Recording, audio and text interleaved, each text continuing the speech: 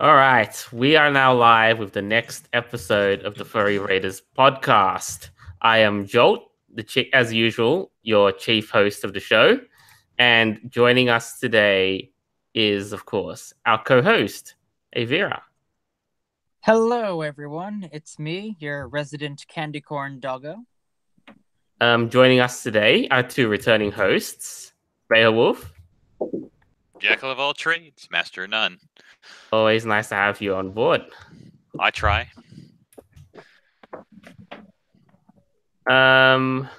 We also have another returning host, Douglas. Hello, Douglas Terabyte, mad scientist. Although that's an exaggeration. Good to have you on board again. And it's nice to be on board. Sorry. No problem. And joining us today is a first timer on the show, Sparky. Say hi, and maybe you'd like to say a little fun fact about yourself. Hi, it's your favorite macaw wolf here. Well, that's quite the introduction. That's all I got. All right. Okay. So we'll preface the show first with a couple of little happenings in the furry community. First of all, Walmart has basically seen fit to, popular fursuit maker Lucky Coyote of Don't Hug Cacti has decided to modify some Walmart suits, and Walmart basically gave her a promotional shout out. And the reactions to this, my goodness. Wow. Yikes. I mean, it's, like that CSI episode, like that creepy cat fursuit. It kind of looks like that a little bit, but with bigger eyes. For a Walmart product. Well, I mean, they're made in China for like 10 cents, and Walmart sells them for $18. I mean, here's the thing. When Walmart said mentoring fursuiters for the next generation, everybody, like from the normies and all that, basically got everyone's, whoa, I have jazz hands. and then a lot of other people also said, purge the degenerates. I mean, I'm pretty proud of Lucky Coyote. They did a good job on this. They tried, they did their best, and Walmart actually noticed, which is interesting, because for the longest time, Walmart actually they sold like these animal heads that looked kind of like cringy, and you remember those? Yes, and now this is basically it's a gateway for the next generation of furries. I'll say that. But it's much the thing more is, those are usually horridly dirty. Don't try them on. Like, if you're gonna buy one, go home and wash it before you ever try it on. I wouldn't buy one. Like, I'm saying for those who can't, afford an $850 partial, stuff like that. You go and you just if you want something that's cool enough that it'll get you through. Like, I've seen a couple people make stuff out of these Maskimals. It's just absolutely ridiculous that you'd never know it was based off of a Maskimal. I think that's what they call them. Right, yeah, that's what they're called. That's what they're called, yeah, Maskimals. Yeah. Still, I mean, I just find it all sorts of hilarious. I mean, now it's like, boycott Walmart, let's go to Target instead. Oh, yeah, Walmart's just the cheaper Target. You see all the cringe at Walmart. Yeah. I mean, I think there is actually like a whole thing that goes around where people actually nickname Walmart Ghetto Mart. Oof. Sounds appropriate. Yeah, not that I've been there in my time in the States, so maybe I'm not missing out on something. Anyway, the next little preface. Actually, did you actually want to talk about what recently happened? Like, you were being interviewed for a potential furry documentary. Oh yes, I was. I was contacted by some people who wanted to film a documentary about the furry fandom, and they came over to my house today. And now I didn't realize like what this entailed. They came over, and I thought it was just going to be like a 30-minute kind of done deal sort of thing. But no, it wasn't like that. They brought over like camera equipment and all kinds of lighting and like a whole crew. And I was like, what the heck?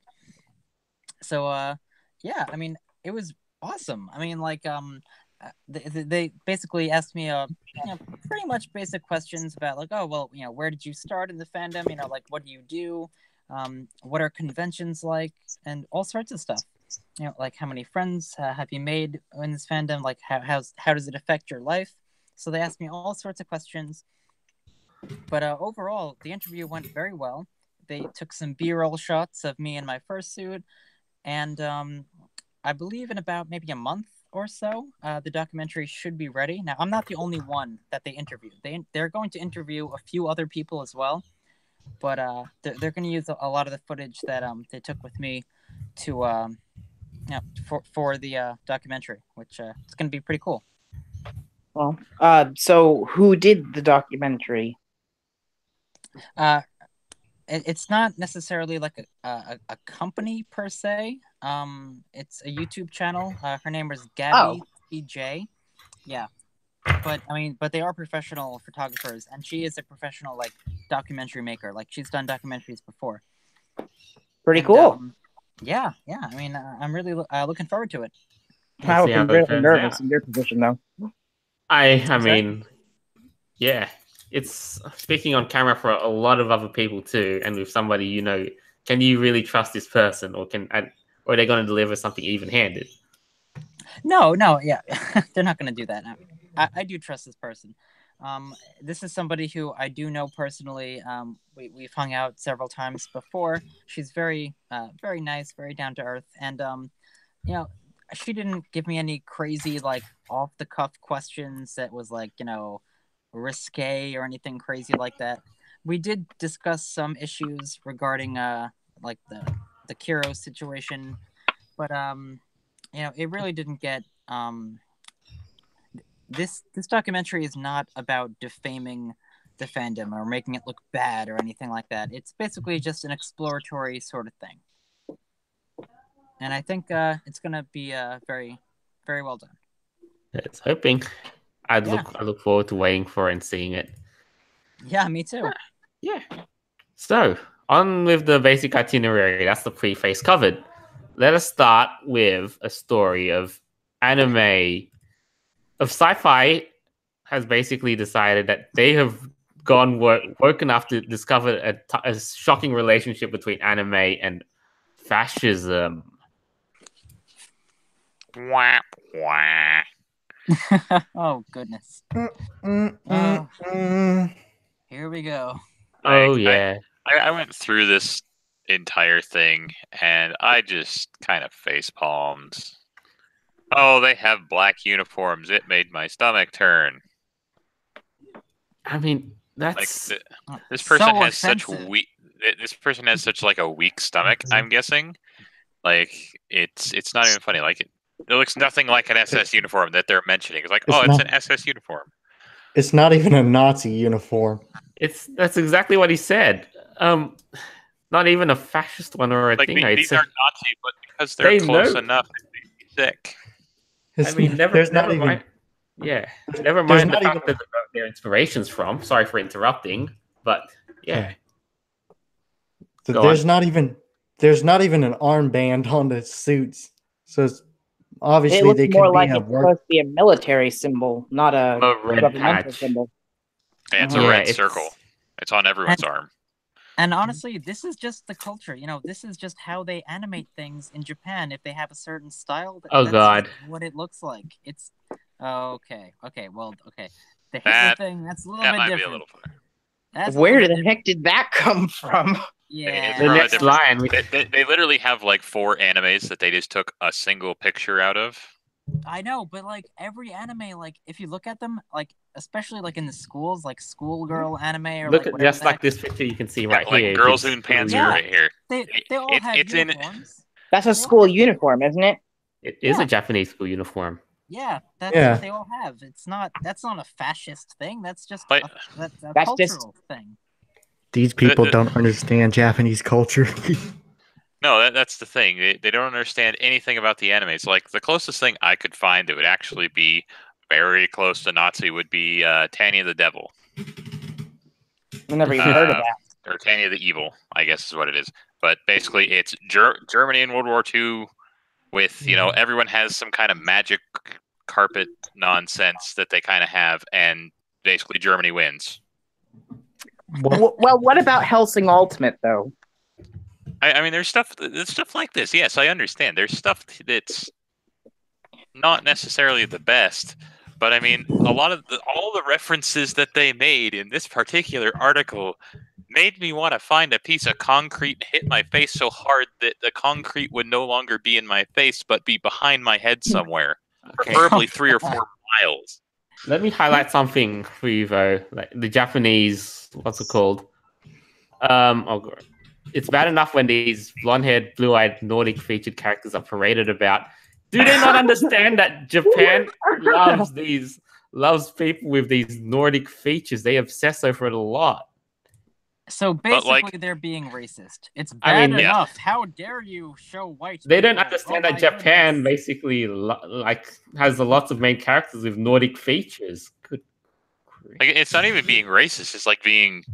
They're just like not cultural at all. They'll scream cultural appropriation all the time, but it's actually something that they don't even know what culture that someone else has. They're just like, oh, we don't even know what your culture is, but we know someone else that's not even having anything to deal with you is appropriating your culture.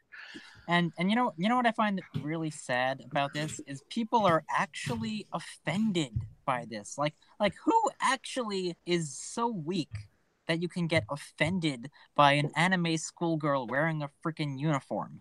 Like, really? Grow up. Like, there's a point. For... like, why? Did you ever graduate from diapers, or are you still in a diaper? Oh, she wears a uniform. It's a fascist. Look at this stuff where they got their inspirations from. I will show you the other Bounding in Comics article.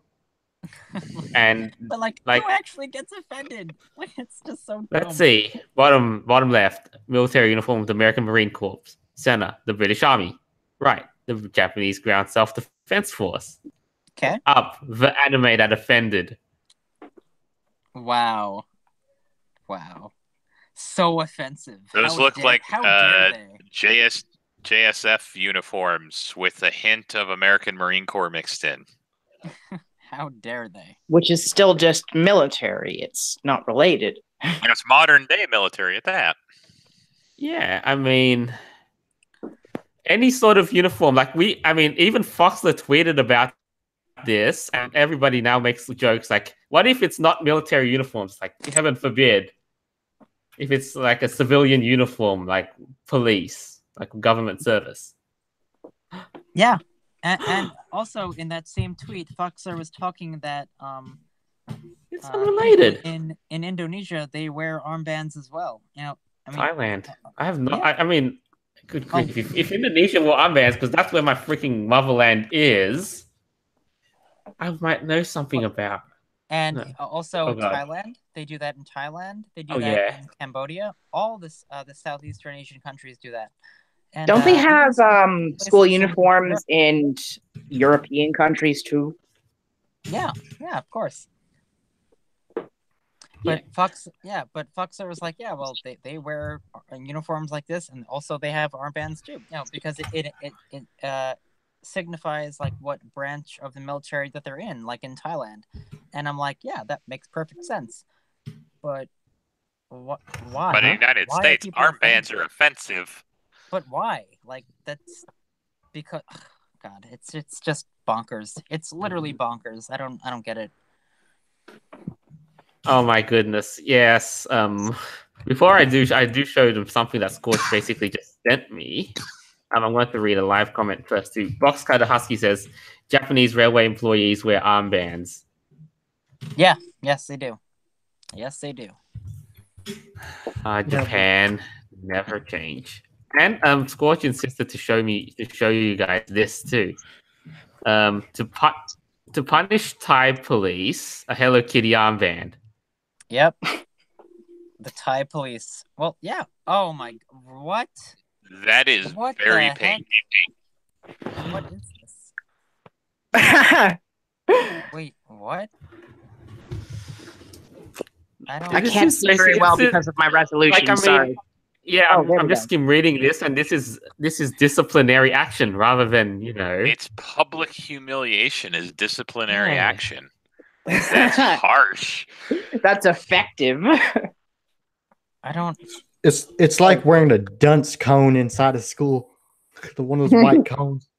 When you get in trouble. Right, yes. So this is what well, that's what Foxer was talking about. He's like, yeah, well, the Thai police, like, they wear armbands, like, so what? Not really a big deal. But what's up with the Hello Kitty thing? What's up with that? I mean, it's just to look, feminine and it's to degrade the person and humiliate them, basically. Oh, jeez, that's sad. Indeed. That's a sad thing. Because standard disciplinary action doesn't work, so we're going to publicly humiliate you.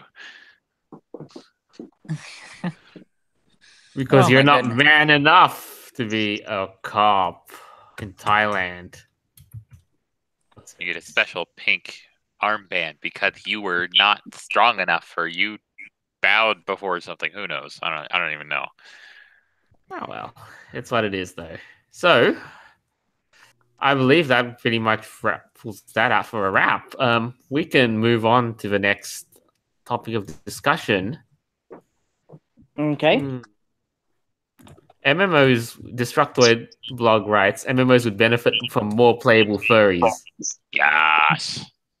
Give me more. Yes. I agree. In 2011, when I signed up for Star Trek Online, I paid the additional $6 so I could play a Catalian. I watch a lot of Star Trek, and I don't even remember what... Oh. They're the cat people.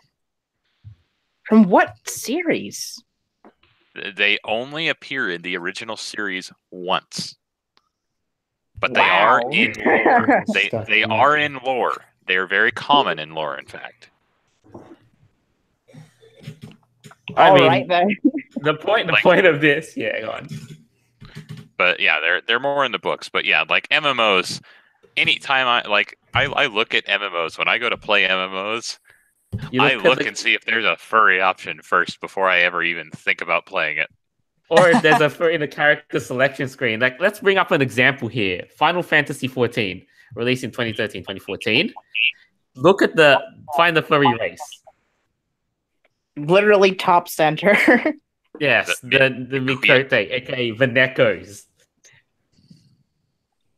You know what I did when I basically launched the beta and hit the character selection screen, the character creator? Yep, there's furries. I'm doing it. You know it. I haven't played MMOs that much, but I can relate. It's not for everyone, but I mean, it's not even an MMO. But I have GTA Online, GTA 5, and I went and got a fox mask, matching coat, matching pants, and black shoes and black gloves. I am a fox. Get over it. Nice. And I think a really good example of furry MMOs would be Second Life. Over a decade ago, when furry raiders at this point would not even exist if we didn't have this. So, this kind of stuff is pretty interesting. Hats off to Linden Labs. I mean, it opens the door for people to join the community, or at least form their own. The point of this is it goes beyond that, but the point of this too is to basically to live out your fantasies, as it were. Imagine, dream. Is the oldest MMO with furries in it? Wow, I'm pretty sure it is. What? Because the Worgen. Mm-hmm. Oh. World of Warcraft. Oh, yeah, definitely. With the Worgen race, which is the werewolves, or whatever. I'm just skimming through with. They've added 3 new furry races too. World of Warcraft, I know. First the Worgen, now then the pandas. The Pandera, the Pandera, or whatever. Yes. And then what? Did we covered once that we were having like Fennecs for the Horde. Well, how about Guild Wars? Oh, for Char. Guild Wars? Yeah, the Char. Yeah, the Char. Yeah. What about the Elder Scrolls Online? You got me there. You got me there. I used to play a lot of Morrowind, and I found it really fun. I know. There's two furry bait. Elder Scrolls is literally like because of the amount of races there. You know, it's funny. I think that gaming companies are starting to realize that there's a lot of furries out there who, like, if they offer a furry option, like, we're gonna play the game simply because and we're gonna play the crap option. Out of it. Hell yeah, we will. Simply because of that option. It's like, oh, I could be a furry on this game. Hell yeah, I'm gonna go play it. So I think they're starting to like get the message that like we exist. Or I think they make for marketing. And we make up a large demographic too, like an obscenely large demographic. That's you may not be like everyone who thinks it is a furry, but there's enough non-furry people like playing furry characters. Yeah, well, a percentage of gamers for sure, absolutely.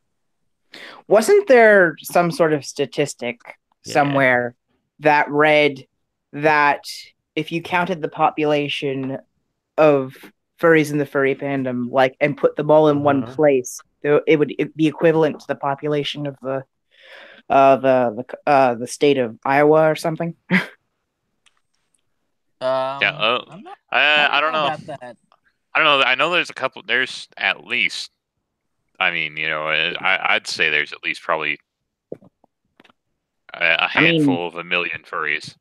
My estimate. That's still a pretty major demographic. That it could literally be like that many people.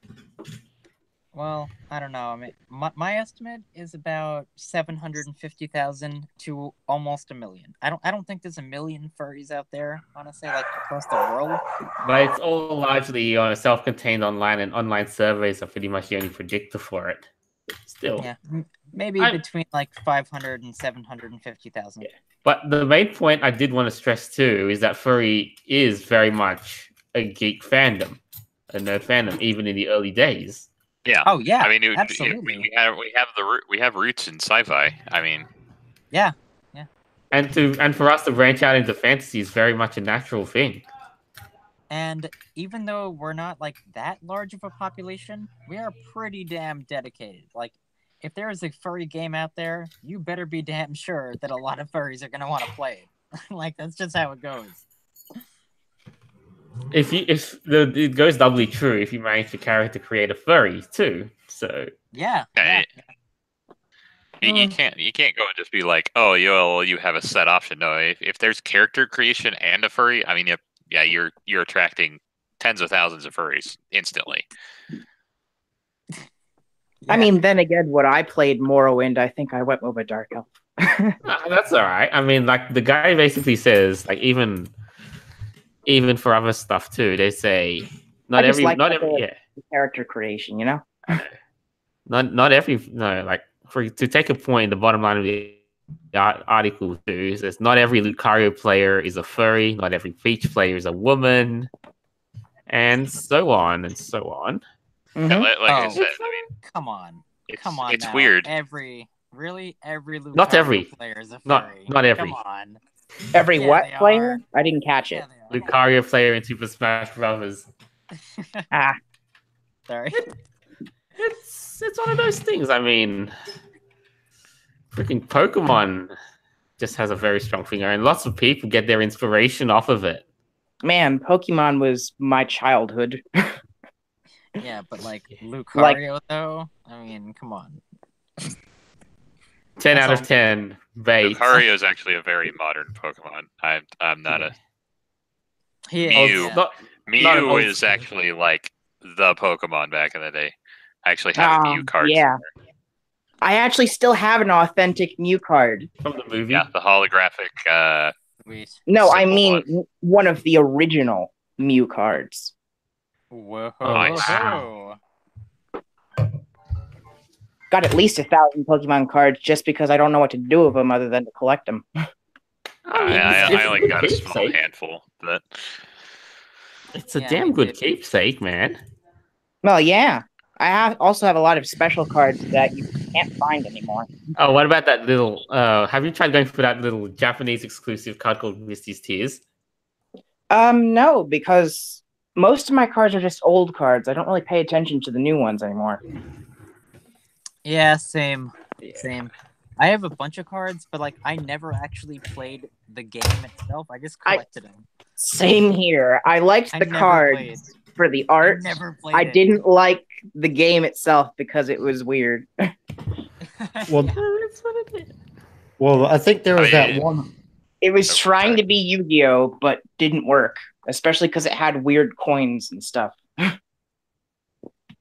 Well, there was that one horse Pokemon, but I can't remember what it was. Ponyta? Or a Rapidash? The one with it's got the fire on him. Yeah, that's the one I just mentioned. Jeez, I know all of them. Well, I know a very, very tiny handful. My favorite Pokemon ever is Vaporeon, just for the record. That's a good choice. Don't actually, I don't ever think I've picked a favorite. Me neither. My favorite is actually the Ninetales. Pokemon. That's the one. Ninetales. Or Vulpix. Or Vaporeon, because Vaporeon is bae. I really liked Chimecho. I mean, basically turned into a Pokemon segment. Also, there's nothing wrong with that. I think I have owned every handheld Pokemon game ever made, at least at one point, and completed it. I have owned 2, Gold and Ruby. I still have my copy of Red and Blue, the original, and I still love glitching them. The duplication thing was the funnest ever. It was really fun glitching the code until you got a Mew.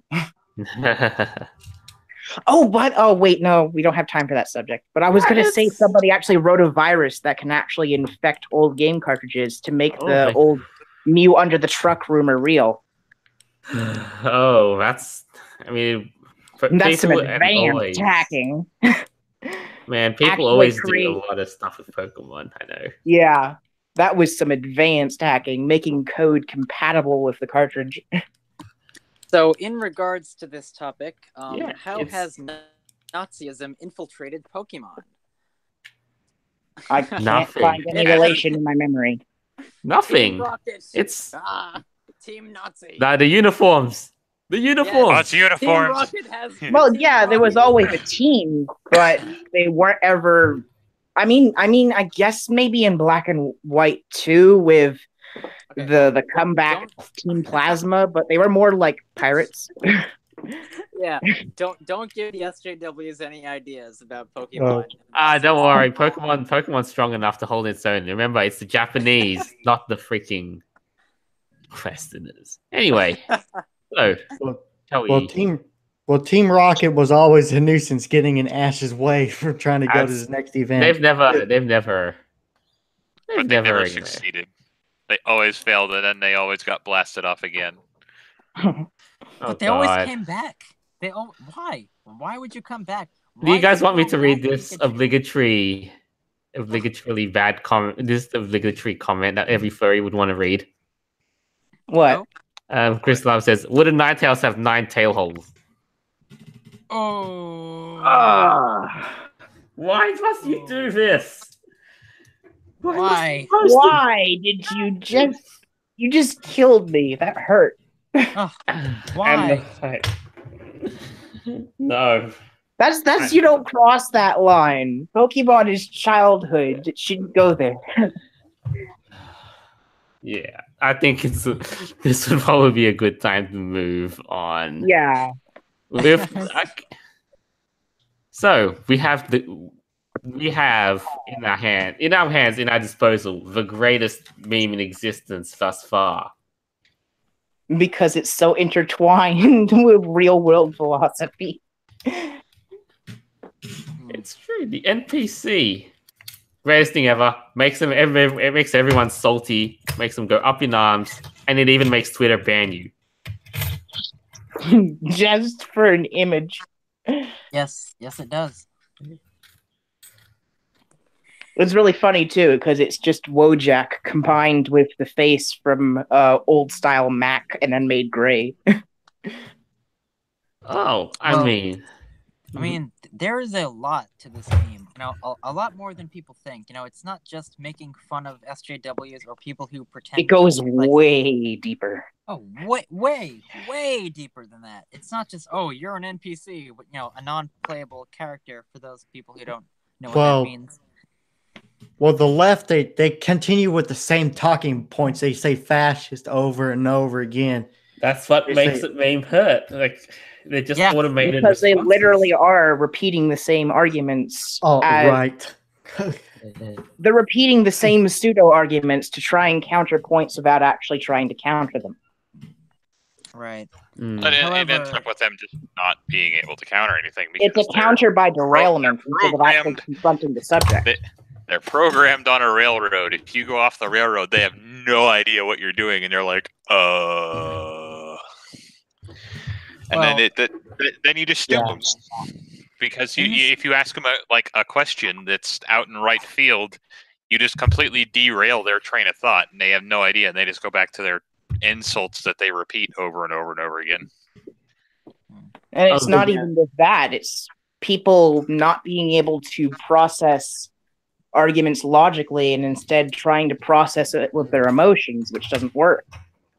Yeah. Right. Well, in the spirit of Halloween, I must say this meme is quite scary if you actually think about it. Now, the whole idea behind this is that an NPC or a non-playable character is really based on the idea of a philosophical zombie. Now, what that means is that there are some people who are born with souls. Some people, they have ideas of their own, but there are others who, because of large population, who don't have souls, and they act like essentially flesh robots, like what you guys just said before, how they repeat the same topics, etc., etc. Like, basically, they act like a non-playable character in a video game. And we see this with SJWs all the time.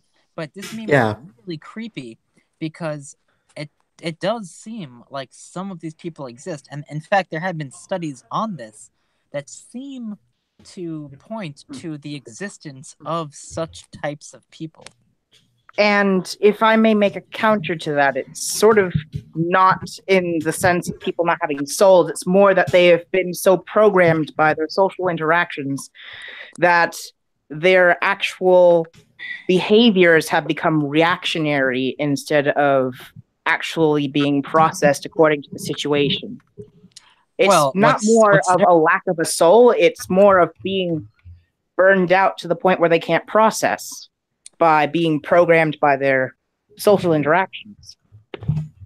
Yeah. Well, it does go a little bit deeper than just not having a soul. I mean, that is one part of it, but it also has to do with something called an internal voice, where you have your own thoughts, your own opinions. But there's a lot of people out there who do seem to act robotic, and like you just said, in regards to the media, that they are so brainwashed, they are so programmed to act and talk in certain ways where they can be considered NPCs. Yeah. And it turns out that Twitter banned this meme because it was so triggering to people.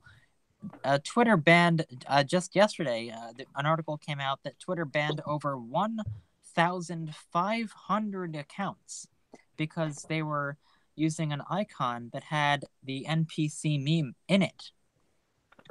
Yeah, I mean, it's to the point where you can't even take a parody of yourself and laugh. No. But this is why it hurts. They did kill comedy anyway. I mean, the thing was, the only thing they kept crying about is, it's too dehumanizing. But it's real. Yeah, it's too dehumanizing, though they call us Russian bots and fascists over and over again. They're doing the same thing. Hypocritical. Yeah. when we call them out for doing for how they're acting, and then when we compare it to I'm losing words here, but yeah, they call it's hypocritical. Yeah. Exactly. I mean, a Russian bot. That seems to be most of their arguments, though. Is they're just hypocritical, hyperbole. Hyperbole. Yeah. No, it's hyperbolic. Yeah, something like that. I feel so sorry. They just lead back into themselves. It's cyclical. I think there was this whole video on I don't remember what YouTuber did it. He called the concept woo. Oh, I mean, I feel so sorry for whoever's going to run against Trump. I mean, my gosh. Yeah. There's no way. Like how? There's nothing. There's nothing they can say. What are they going to do? Ban all the memes? I mean, really? Oh, you called me an NPC. How dare you? Like, what? I mean, Twitter's gotten to this point where it's kind of just a joke of social media. It's imploding. Yeah. It fractured under its own weight. And it just blew out its own foundation. It's just now, you're just seeing the floors fall in on each other, one thing at a time, until it collapses entirely. Mm-hmm. You find out a coincidence that the word mob actually put all three letters down one. It says NPC. So after those three letters, it says NPC instead. That's funny. What? So I guess they're if you just take a mob. MOB and do the next letter in the alphabet for each one, it's NPC. Oh, yeah. Mob rule. The idea rule. Of mob rule. Instead of trial by jury, you're trial by angry mob. Even if you apologize, it doesn't matter. Guilty until proven innocent. It clicks in now. And it's quite the opposite because of over-socialization and social media creating the opposite environment where you are you were right, guilty until proven innocent, except that they don't even care if you're innocent. They still attack you. Yeah, because you're guilty until you're proven. It doesn't matter. They're going to attack you up until you're proven. So, and in their own frame of mind, you can never prove yourself innocent. Basically. Yeah, it's kind of like it's pretty much real fascism. You're just guilty until proven innocent, and it's opposite of innocent until proven guilty. Oh, we hate fascists. Yeah. In actuality, you are the fascist. So one little thing, we can try and dial this back in the spirit of furryism, and let me tell you that there is do you guys agree that there's no shortage of furry NPCs? No. There's a huge I've encountered a couple. Here's the biggest tribute because one, our favorite site owner has basically has found NPCs to be so dehumanizing. I've basically had the courtesy of having somebody take this a little further. Behold. Oh, no. No. Oh, no.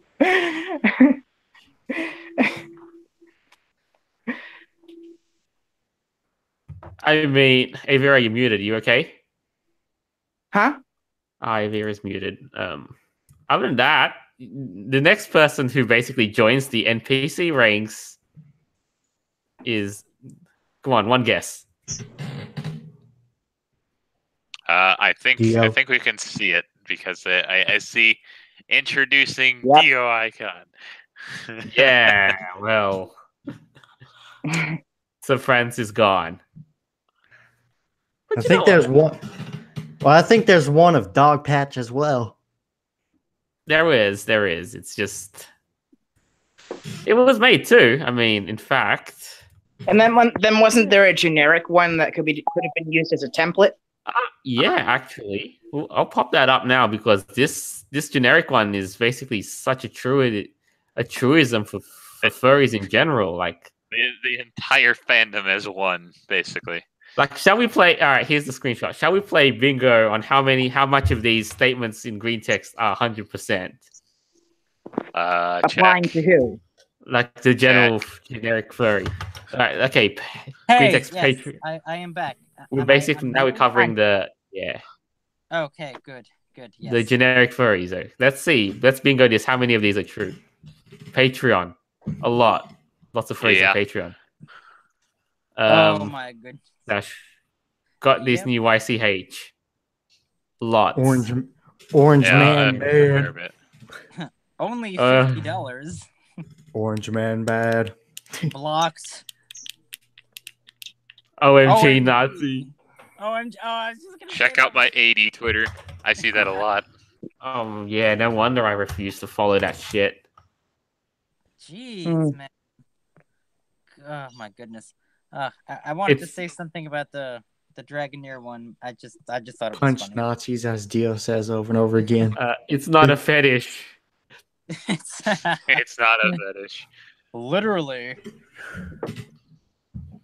Act like an adult. Oh, this is crazy. No drama.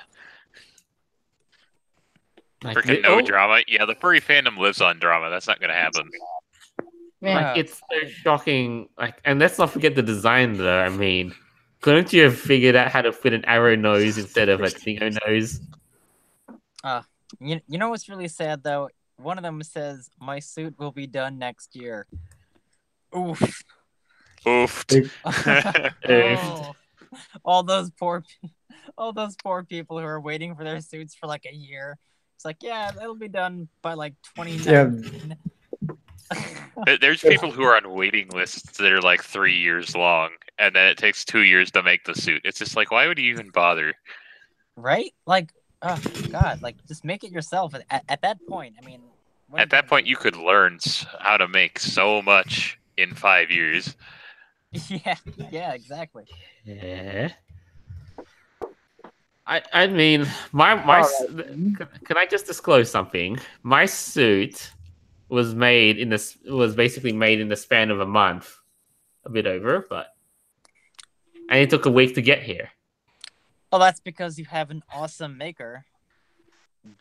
I mean, you're a maker who understands, not to take on freaking 30 commissions.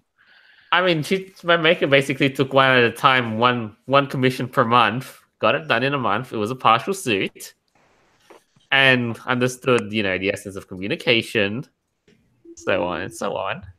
And I was genuinely satisfied with it. I think a lot of the really popular suit makers and stuff, sure, they probably do other stuff in the meantime. They don't make it like their full-time job. Some of them do, I'm sure, but to some degree, I think that they take on enough that they make enough money that they don't have to worry about things, but they don't take on so many that they burn themselves out of it. If I may interject for a moment, yes. Jolt, Yes. Do you remember that one specific NPC meme I sent that was sort of like a combination of the brain meme and the NPC meme? Do you mind if I read that off? Sure. I can't say I have all the screen shares, but there's a lot. Yeah. All right. So the first one had just like the high res NPC, and it just said NPC. Then the second one was saying you lack an internal monologue. Then the third one was just like the flat 2D NPC, and then it said you have never said, felt, or thought anything in your entire life besides which authority figures in the educational system, media, and politics, and academia approve it. I got the meme now. I can screen share it. And all right, so good. But the main point I wanted to focus on was the final point that the meme that got into the real philosophically deep part, which was yeah. Now I may mispronounce this name, but Ted Kaczynski proposed the hypothesis of oversocialization, the concept that a person could be so thoroughly conditioned with society's values as to compromise their own agency to make choices as independent individuals. We find ourselves in a pervasive system of cradle-to-grave social conditioning, starting with education from childhood to early adulthood, and then continually reinforced through authority figures in the media, entertainment, and politics. The cumulative effect of all of this can result in tragic individuals who can think and feel just as any of us can, yet are compelled to comply with their social conditioning in order to avoid unbearable psychological suffering. This very different This is very different to a community or subculture with its own distinct aphorisms and in-jokes. The over-socialized never choose to be the way they are. It is imposed upon them. I mean, you gotta feel tragic that they're basically in the hole they're in sometimes. No, with no will to go out at all. And that's really what the NPC meme breaks down to, is that it hits to that core problem in our society where we have become so over-socialized that we're just programmed. We're not even really thinking or anything. We're just programmed. Mm-hmm. Well, what do you mean by over-socialized? You know, like, if people are constantly on their phone and on Facebook, are they really interacting with people face-to-face? Probably no, not. But they've become so, so reliant on these social interactions for their own self-esteem and personal image. Well, that if they try and act outside of it, then it literally becomes like a physical pain to them. I would say that these people are well, a lot of people are reliant on the validation that they get from all the likes and comments and shares that they get on their posts, and they don't actually care about real interaction with people. Now, over-socialization has to do with people who care what others think about them, and then through these numbers, through what social media tells them, they get that that validation. But in real life, they act like robotic. Like, hello, how are you? Yeah. I they do say this, this. I do that. Because they have to walk on eggshells as to not break their internal framework and the framework that society has lain upon them. Yeah, that's a messed up concept. It's now this whole NPC thing, even though it is a really funny meme that I love, it's totally triggering SJWs because it's like so damn real. Like, if you look into it a bit deeper, it really is quite a scary concept that there are actually people out there who are essentially operating as flesh robots. We've covered this. I think we've covered this in a bit, so we're double backing. I know, but like, it creeps me out. Like, I'm sorry. Oh my god, I don't. They've become so the social behavioral training, the input from their environment and their social groups has become so ingrained into their personality that they act reactionary instead of actually processing things. But like, I'm not even like memeing now, but like, I've seen people that are like this, like in real life, and it's freaking creepy. I have too. I remember one time riding home on the bus, and I actually bumped into. Well, I didn't actually bump into him, but there was this under teenager that was just a couple years younger than me, sitting right across from me, and I said, "Hello, how are you doing?" And he said, "Yo, and what's up?" and stuff like that, but. And then I said, "Well, how are you? What do you do?" And said he worked like a McDonald's job or something. And then I tried to ask about him. And then when I tried to get into actual meaningful conversation, it was like it wasn't there.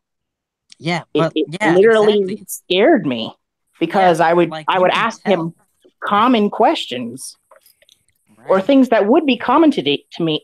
Like, sorry, I'm having like a little anxiety remembering this, but it was fucking scary, man. Yeah, like this guy, like the only thing that seemed to be in his head was rap, Fortnite, and McDonald's. Oh my god! Grief. I think we need to burn all three down. Well, it literally gives me anxiety remembering it. Well, actually, it's weird. There is one NPC meme that I get the most. Is the Antifa one, because Antifa always says "love trumps hate" over and over again. 1,000,000 times too. That's a lot. But you know what the NPC meme that I was thinking about, just to wrap this up, was everybody basically putting NPC on the American news networks. Like you've seen it. because it shows that they repeat the same ideas over and over again, even when presented with different data, or when they are presented with data contrary to their framework, they talk out of it. Did you guys see that Mark Dice video where he made fun of Anderson Cooper and he made him into an NPC? It was amazing. You guys got to check it out. There's one. It's like what was that again?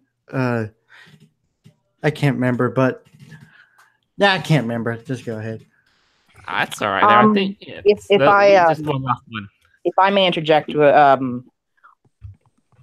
can I bring up that there was another subject that we were going to talk about, and is the recent controversy over the Good Censor article and we just run right to that one, right?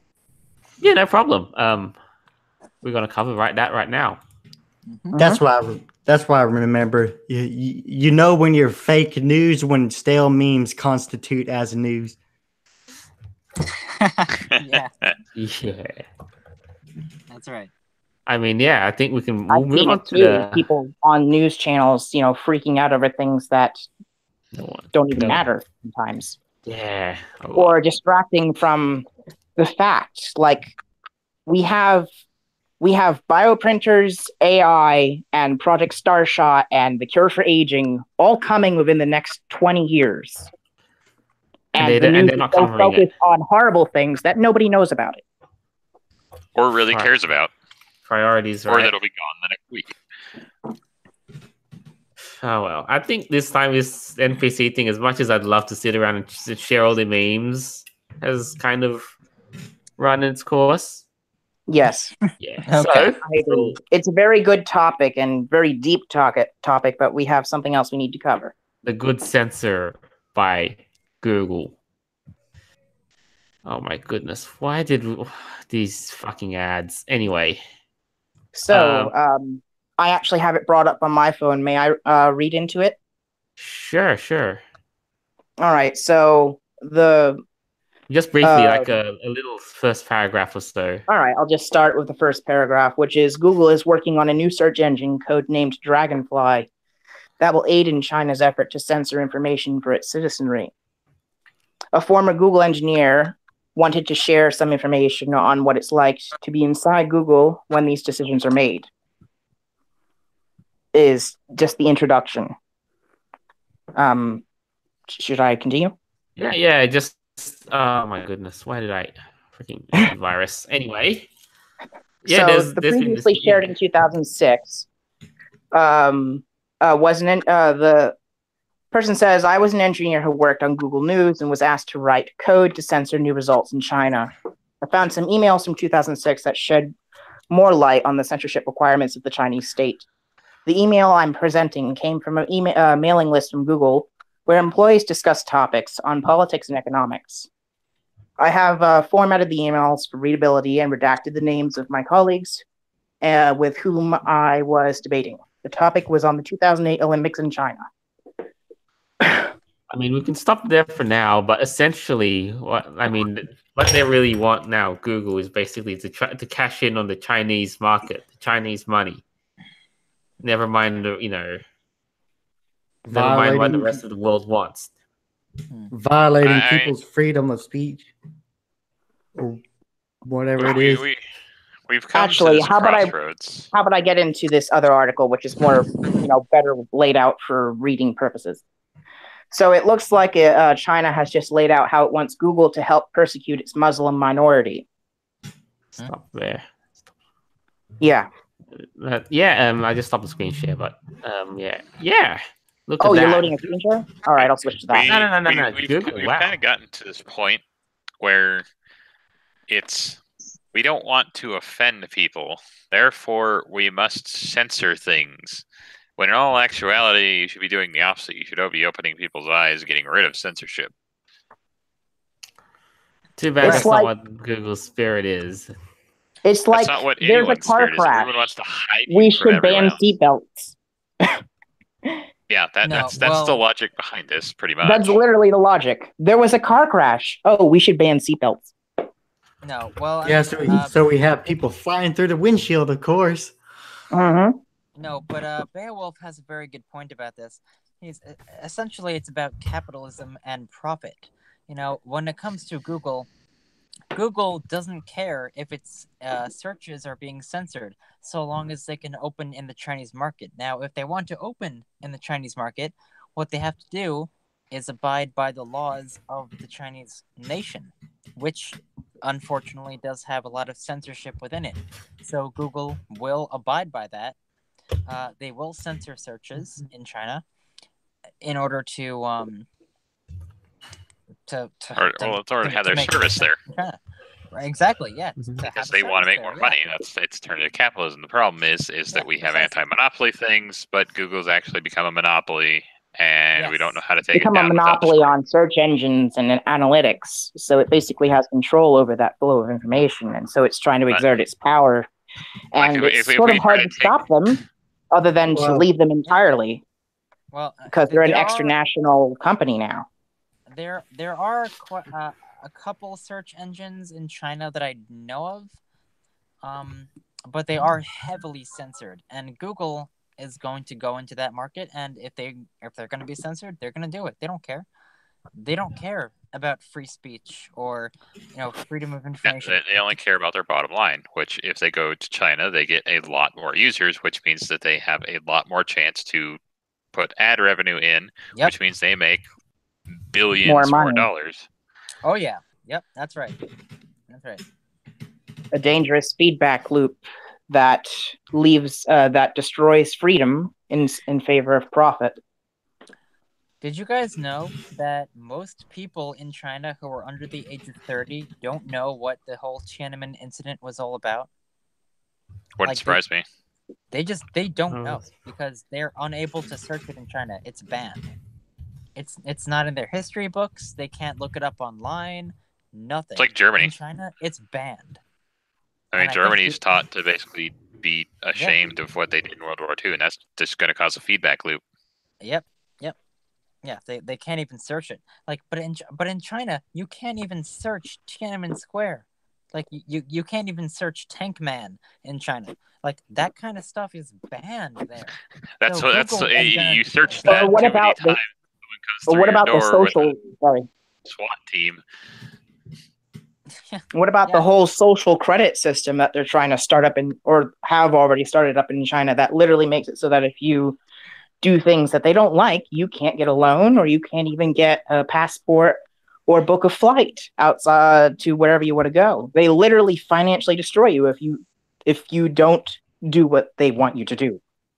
It's communism. That's what it is. Yeah. It's more authoritarianism run amok. Well, same thing, basically. I mean, well, yeah, because as soon as you try to establish communism, it creates a power vacuum that immediately everyone grabs the power. Because the thing is, China technically, in all technicalities, isn't necessarily a communist state anymore. They're more of a communist-themed republic. Granted, they don't necessarily have probably fully legal elections and stuff, but it's not full communism anymore. Full communism never really worked. And it's more of just authoritarianism with the theme of communism. It's the government controls everything. To get back onto the whole Google track, you guys actually know what Google's response was when it got leaked out. Like, this is a research paper, not a company policy, and should not be taken at face value. What a bullshit bunch of damage control. Yeah, damage control. This won't ever go outside of China. We promise. Fingers are crossed behind their back. We promise it won't go anywhere but China. Yeah, right. Like, I believe Google. Come on. I mean, just for disclosure's sake, I lost my faith in Google years ago. So just for disclosure's sake, I am going to say that I am using freaking Google Chrome to do this Hangout just because screen share works here, and that I can't screen share on my normal browser, which is Opera, for some damn reason. All right. Well, you want to escape Google? Okay. I could lay out all of the methods required. First of all, there are other email hosts than big corporations, such as there's this nice little website called Cocklee that has email hosts for free, and it's run by donation, and it's all encrypted. That's a good There is start. also Antox and the entire series of programs that run on the Tox protocol, which all are end-to-end encrypted, which can basically have all the features of Telegram and Discord in one. And there is also RetroShare if you want to have something along a different protocol that can also be used for file sharing. And then there's also, well, the literal free-to-use Discord that came before Discord, Mumble, which works perfect. Those are quite good steps if you're looking for an external platform. Mm-hmm. I mean, it'll take its time for each of them all to mature so that we can escape the whole. Most of them are already mature. Is the point? Mumble has been around since the 1990s. Now it's also a matter of getting people to migrate and actually use it more. That's or what about DuckDuckGo? Did you hear how DuckDuckGo has increased its user base up by 25% in like just a couple months? They're getting flooded. Yeah, I mean, this search is basically just shot up and up and up a lot. And also how Google is planning on dropping Android as an OS on its phones in favor of its new Fuchsia OS. So it would be a good idea to swap out Android, stock Android ROMs for Lineage OS if possible. Get rid of all that Google stuff. Well, that could be a possibility. However, I must say that Google does offer some beneficial services. For instance, the podcast that we're doing right now is on Google Hangouts, and I have no problem with that. Well, we could have done the same thing probably on PeerTube. Maybe. I mean, we'll look into options when they come. Like when we'll migrate to BitChute, we'll migrate to PeerTube. We'll do it when the options are available. Gab. But they are. I'm more concerned about this article where Google essentially admits that they're open to censorship, that they don't care. Like, if you want to look for information, Google is going to intentionally censor the results. I mean, you can already see it if you run two browser windows side by side. If you run one browser that is not Google-based and then try and run YouTube on it compared to a Google Chrome browser, YouTube will not run properly on the other browser compared to Chrome for the reason that they actually modified the source code for their website to make it so that it requires a depreciated dependency to make it run its modern theme. Yeah. They are literally like anti... what is it? Word. Or you could just run DuckDuckGo and Google next to each other, and you can see, just search tree trunk, and you'll get literal images of, cut down trees and trees. And then if you run the same search in Google side by side, you'll get a whole bunch of clutter results because their algorithm is fucking broken.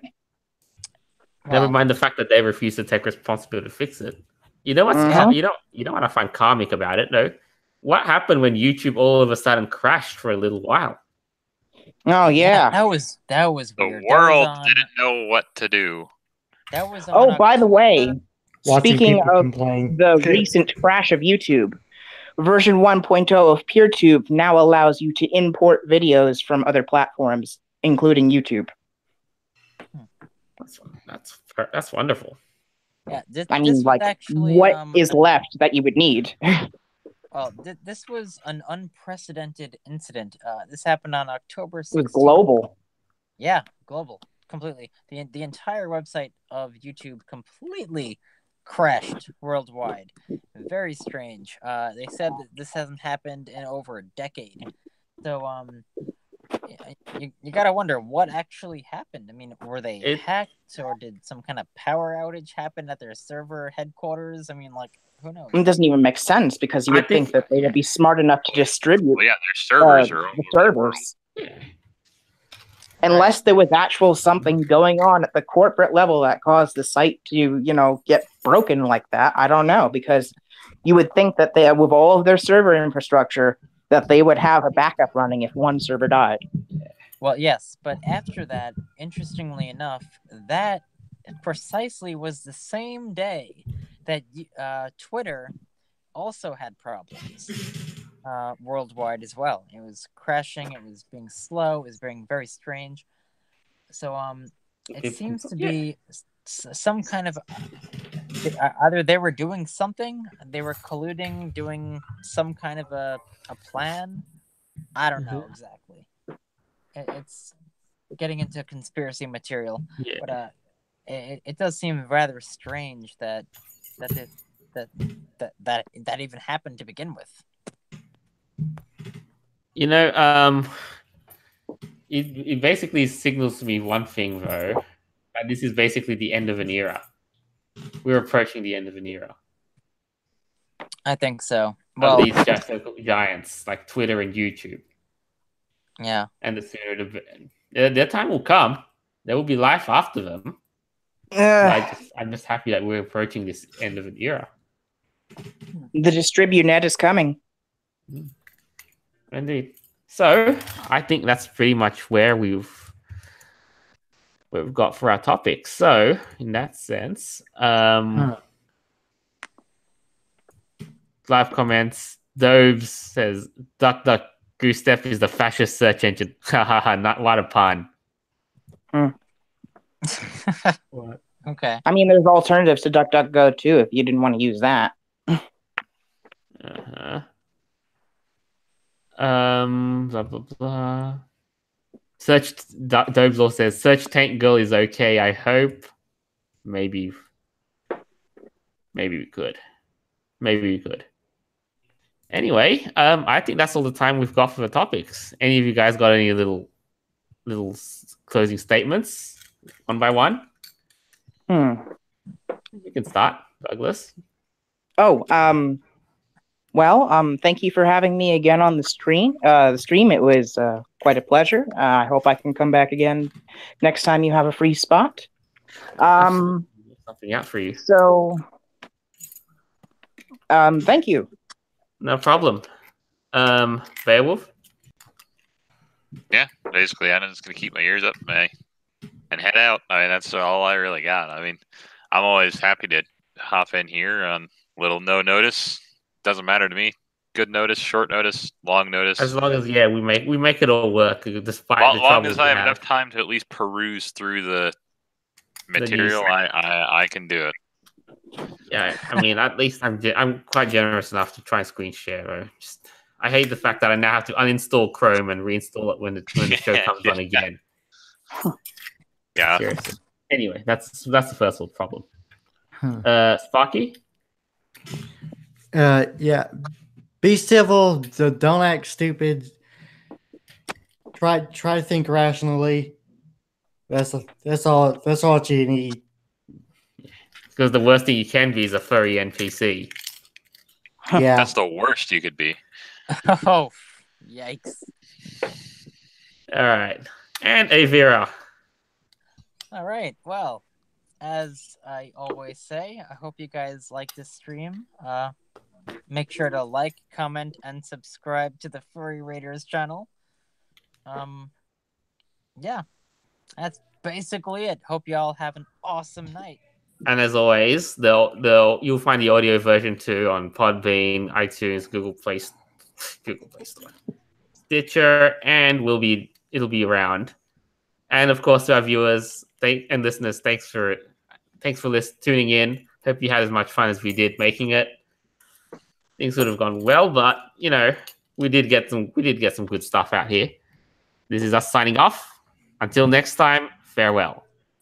Peace. Bye. Thank you for watching.